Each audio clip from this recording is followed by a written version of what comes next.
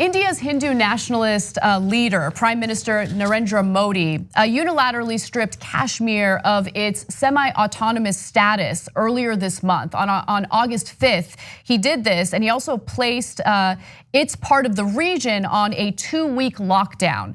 Now, he has decided to ease that lockdown, but he is arguing that this territory should be part of India and that it should not be semi-autonomous.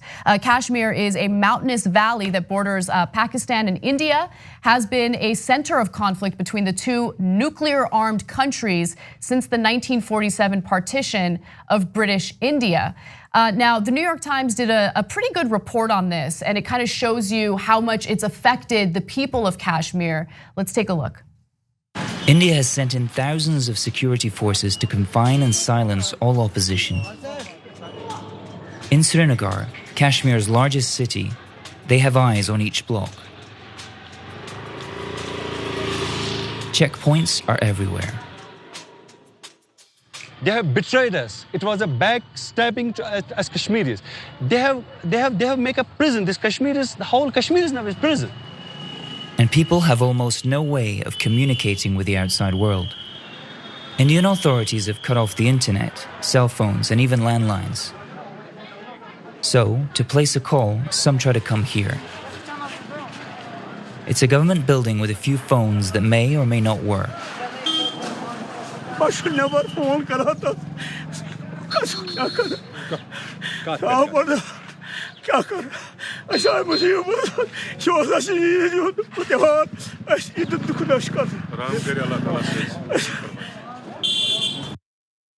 So it's a devastating story, and if the conflict continues to increase, because remember, India and Pakistan are constantly in conflict, and especially in conflict when it comes to this territory.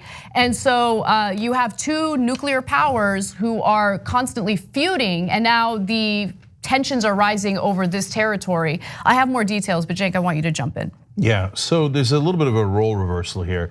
India used to be the moderate country until Modi took over, and he's a nationalist.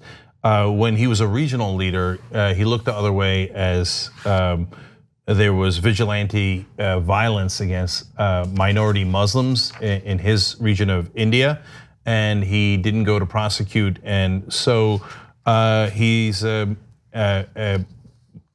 Hindu extremist, and so whereas Pakistan used to be Muslim fundamentalists, and I thought was one of the biggest problem spots in the world. I would often say on the show the two biggest problem countries, unfortunately, are Saudi Arabia and Pakistan. But now their Prime Minister Imran Khan, although he's a populist, he's far more moderate and has tried to seek out peace before he was Prime Minister, and he was elected because of his stance on peace. And now he's saying, perhaps I was too naive and they mistook my attempts in treaties for peace as weakness. And so he's saying, now I'm going to go in the opposite direction. These are two nuclear armed countries. This is a potential disaster, worldwide disaster in the making. I hope that tensions cool. Now, some people in India's government are saying, well, we had a no first use policy, that we would never use our nuclear weapons first, which is a great policy. All countries should have that. And that's because India was a moderate country led by moderates.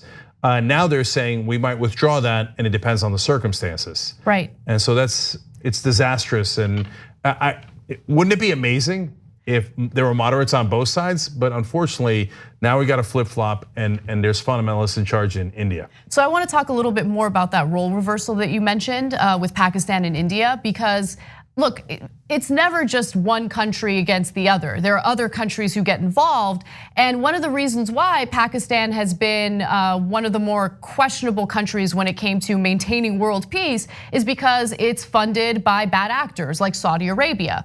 And so it's just fascinating to see how Trump is handling all of this, because Trump is very friendly with Modi. But at the same time, Saudi Arabia, which Trump is incredibly friendly with, is funding Pakistan. And so the Kashmiris have been waiting to see how America would react to this. And so Trump has been called on to mitigate the situation. Oh, good luck to you guys. Which is, I mean, I don't know what he's actually done. But again, he's very friendly with Modi. So if anyone in Kashmir is thinking that Trump is going to alleviate the pain that they're feeling, that's not gonna happen. And even though Modi has eased some of the restrictions under this lockdown, he's still doing away with what's referred to as Article 370, which provided this part of Kashmir their semi-autonomous status. Yeah, and look, these issues are never black and white, and I understand the Indian perspective. Pakistan, especially in the past, has funded so much terrorism, including horrible strikes inside of India. And recently there was a strike that killed dozens of Indians. And so there's great frustration and anger on the Indian side. But when you have a more moderate leader who's willing to work with you, that is your time to reach an agreement where you could actually strike at the terrorists together instead of making the situation worse. So how do I know who's right and wrong here? I think these situations are very difficult. I'm always puzzled that anyone claims that they know exactly what's happening in Syria on any of those sides. In this case, the United Nations and human rights groups who aren't on either side say, no, what India is doing in Kashmir is clearly wrong. There's human rights abuses, arresting the political leaders and detaining them is outrageous. All the things you saw in that video are outrageous, and basically they've turned it into an open air prison.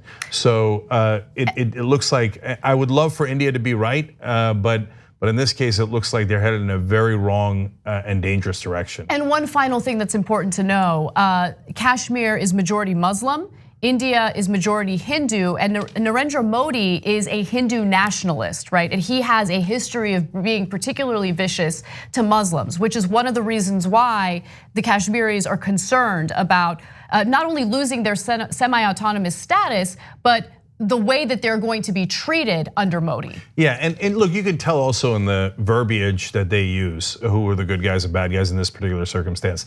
So the Indian government says, we had to take preemptive action in Kashmir to protect our interests. So we had to circle the largely Muslim population and basically put them in an open air prison because look, anytime anybody's telling you about preemptive action, whether it was the Germans in the 30s, we had to protect the homeland by going into Czech territory and Austria, etc. Or when our government, George W. Bush, said, I had to take preemptive action and fight them over there before they come over here, watch out. That means they're about to start a disastrous war.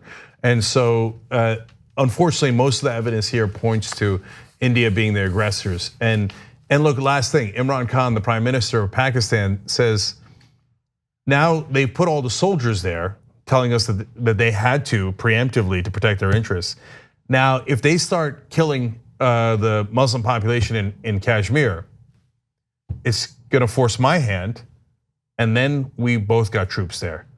And those are two, if you don't know, India and Pakistan are gigantic countries and weaponized to the hilt, to the maximum degree, including nukes.